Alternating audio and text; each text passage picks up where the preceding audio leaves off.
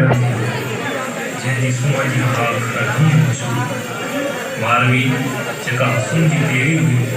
जंहिंजो अॻ में ई सन खेत खे मिले जवानी जे रंगनि में रंगियल मारवी हिकु ॾींहुं पंहिंजे सहेल सां गॾु पाणी भरण वञी रही न फ़क़ति आम माण्हू पर शे सवाब तारीफ़ पाणी न कयो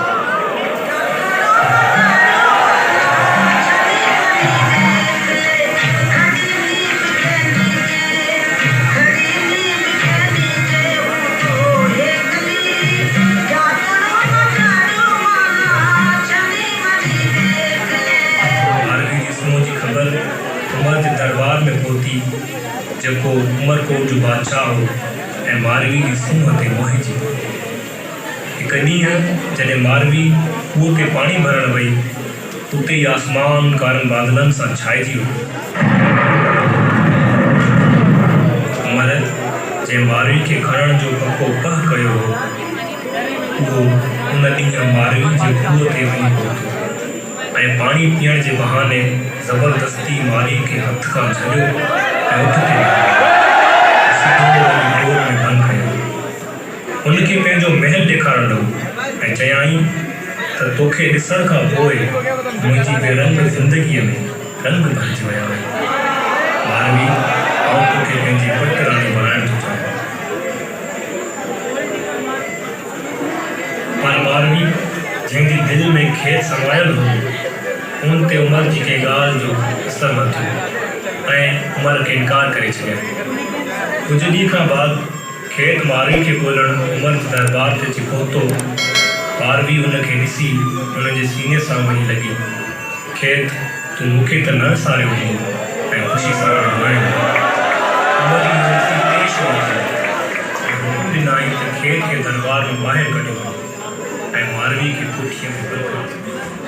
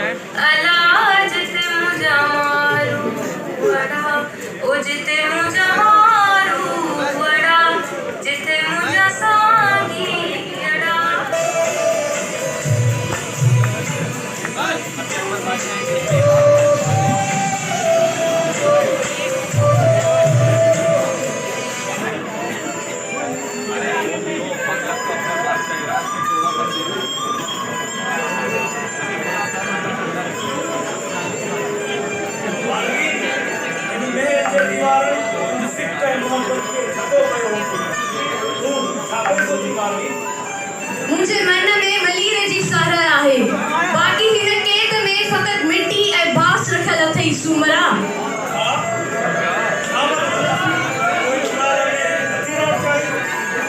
ॾिस उमर मुंहिंजी माउ पेड़ियूं आहिनि पर मुंहिंजे मन में फ़क़त मुंहिंजे सुपिरे जी सेठ सां सिभियल आहे मुंहिंजो भाग मलीर जी मिट्टीअ में रखियल आहे छापे चवी मारवी चई थी हाणे छा उहे न लाइ माण्हुनि खे धिकारी पई मारवी तूं हेॾी सारी दौलत खे धिकारी पई तूं उमर बादशाह खे धिकारी पई मारवी ॾिस तूं तुंहिंजे में कटा ऐं रेस लॻा ॾिस बादशाह मुंहिंजे माण्हुनि जी रीत नाहे जो सोन जे करे पंहिंजी सेण मटाइनि आउं तुंहिंजे हिन वेस वॻनि जे करे पंहिंजी अपाड़ी लोही हलाईंदमि मारवी मां तोखे पंहिंजी राणी बनाइण थो चाहियां मारवी मां तोसां निकाह थो करणु चाहियां मारवी ॾिस बादशाह जेकॾहिं मुंहिंजा अपाड़ा तुंहिंजी का सुमरी खणी अचनि हा त तुंहिंजी गैरत में केॾो न इज़ाफ़ो थिए आउं बि कंहिंजी न्याणी आहियां कंहिंजे घर जी इज़त आहियां ख़ुदा मूंखे पंहिंजे वतन मलीर वापसि मोकिले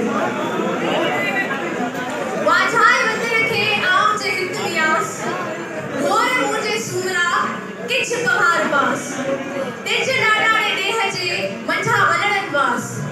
मन्याए जियास वनी मढ़ वली रडे इस बादशाह जेकॾे जीअरे तुझी शान में गुस्ताखी थे त मरण खां पोइ मुंहिंजो मढ़ वली में दफन कजा ऐं मूंखे पंहिंजी अबाणी लोहीअ जो कफन ॾिजा त जीअं मुंहिंजी लॼाई थे मूंखे ईअं दफन कजा त जीअं मुंहिंजी लॼाई थे मूंखे ईअं दफन कजा मूंखे हैरत आहे मारवी तूं महल लाइ माण्हुनि खे धिकारी पई मारवी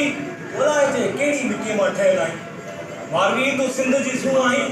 तूं हया ऐं लज जी मूर्ति आहीं मारवी अॼु ई उमर बादशाह तोखे पंहिंजी क़ैद मां आज़ादु करे थो तमामु चादर खणी आ